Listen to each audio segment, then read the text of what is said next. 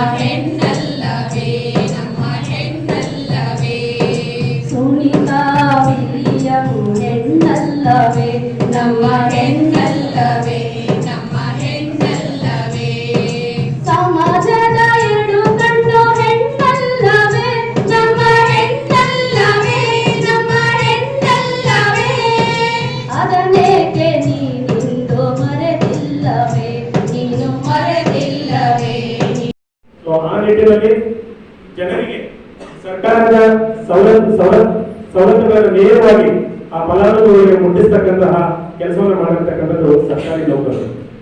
ಆ ನಿಟ್ಟಿನಲ್ಲಿ ಈ ಒಂದು ಕರ್ನಾಟಕ ರಾಜ್ಯ ಸರ್ಕಾರಿ ನೌಕರರ ಸಂಘ ಸೃಷ್ಟಿಯಾಗಿರ್ತಕ್ಕಂಥದ್ದು. ನಮ್ಮ ಸರ್ಕಾರಿ ನೌಕರರ ಸಂಘದ ಏನು ಸದಸ್ಯರ ಸಮಸ್ಯೆಗಳೇನಾದ್ರು ಇದ್ರೆ ಅವುಗಳನ್ನು ನಾವೇ ಪರಿಹರಿಸಿಕೊಳ್ಳಿಕ್ಕೆ ನಾವು ಕರ್ಕೊಂಡಿರ್ತಕ್ಕಂಥ ಸಂಘಟನೆ. ಇದಕ್ಕೆ ಪೂರಕವಾಗಿ ನಮ್ಮ ಎಲ್ಲ ಅಧಿಕಾರಿಗಳು, ವಿಶೇಷವಾಗಿ ನಾವು ನಮ್ಮ ರಾಜ್ಯಾಧ್ಯಕ್ಷರಾಗಿರ್ತಕ್ಕಂಥ ಶ್ರೀ CS ಷಡಾಕ್ಷರಿ ಅವರ ಈ ಸಂದರ್ಭದಲ್ಲಿ ನೆನೆಸ್ಕೊಳ್ಳಬೇಕಾಗ್ತದೆ. ಇವತ್ತು ಇಡೀ ರಾಜ್ಯದಲ್ಲಿ ಒಂದು ಬಲಿಷ್ಠವಾಗಿರ್ತಕ್ಕಂಥ ಎಲ್ಲ ಸರ್ಕಾರಿ ನೌಕರರನ್ನ ಪ್ರತಿನಿಧಿಸ್ತಕ್ಕಂಥ ಏಕೈಕ ಸಂಘಟನೆ ಯಾವ್ದಿದ್ರೆ ಅದು ಕರ್ನಾಟಕ ರಾಜ್ಯ ಸರ್ಕಾರಿ ನೌಕರರ ಸಂಘ.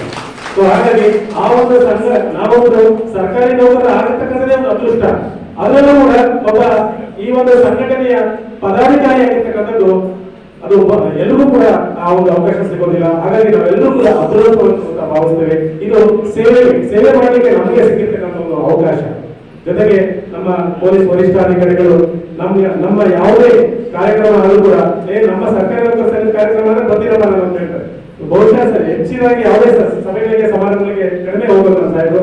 ಆದ್ರೆ ಸರ್ಕಾರಿ ನೌಕರರು ಬಹಳ ಪ್ರೀತಿ ಮತ್ತೆ ಅವರಂದ್ರೆ ಬಹಳ ಅಭಿಮಾನ. ಹಾಗಾಗಿ ನಮ್ಮ ನೌಕರ ಸಂಘದ ಯಾವುದೇ ಕಾರ್ಯಕ್ರಮ ಇದ್ರು ಸದಾ ಬರ್ತಾರೆ. ಮತ್ತೆ ಅವರ ಇಲಾಖೆಯ ಪೊಲೀಸ್ ಇಲಾಖೆ ಯಾವುದೇ ಕಾರ್ಯಕ್ರಮ ಇದ್ರು ನಮ್ಮನ್ನು ಕೂಡ ಆಹ್ವಾನ ನೀಡ್ತಾರೆ. ಇದು ನಮ್ಮ KGF ತಾಲೂಕಿನಲ್ಲಿ ಒಂದು ಪೊಲೀಸ್ ಜಿಲ್ಲಾ ವರಿಷ್ಠಾಧಿಕಾರಿಗಳು ನಮ್ಮೊಂದಿಗೆ ಒಂದು ಈ ರೀತಿಯಾಗಿರ್ತಕ್ಕಂಥ ಸಂಬಂಧ ಇಟ್ಕೊಂಡಿರ್ತಕ್ಕಂಥದ್ದು ಬಹಳ ಅತಿ ವಿರಳ. ಇಂಥ ಅಧಿಕಾರಿಗಳು ನಮ್ಮ ಸಹಕಾರ ನೀಡ್ತಾ ಇರೋದಕ್ಕೆ ಈ ಸಂಘ ಮತ್ತಷ್ಟು ಬಲಿಷ್ಠ ಆಗಲಿಕ್ಕೆ ಸಾಧ್ಯ ಅಂತ ಸಂದರ್ಭದಲ್ಲಿ ಕೇಳ್ತಾನೆ. ಆಯ್ತಾ